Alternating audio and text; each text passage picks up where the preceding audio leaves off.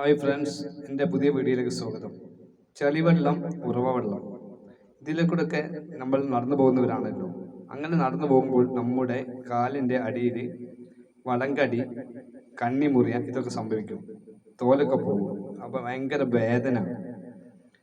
ഇങ്ങനെ ചളിവെള്ളത്തിൽ ചവിട്ടാതൊന്നും നമുക്ക് ഏറ്റവും ബോധം കഴിയില്ലല്ലോ. അപ്പോൾ എന്ത് ചെയ്യാം?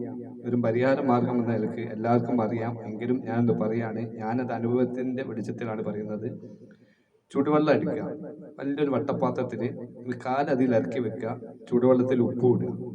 നെര്യാണി വരെയുള്ള വെള്ളമെങ്കിലും എടുക്കണം. എന്നിട്ട് കാലതിൽ മുങ്ങിട്ട് നമ്മുടെ കൈവിരൽ കൊണ്ട് കാൽവിരലിൻ്റെ ഉള്ളിൽ കൂടെ നന്നായി കഴുകി വൃത്തിയാക്കുക. നല്ല സുഖം ഉണ്ടാവും. വേണമെങ്കിൽ മരുന്ന് വല്ലതും വെക്കുകയും ചെയ്യാം. പക്ഷെ ഇങ്ങനെ തന്നെ ചെയ്താൽ തന്നെ ഒരുവിധം അത് മാറിപ്പോകും.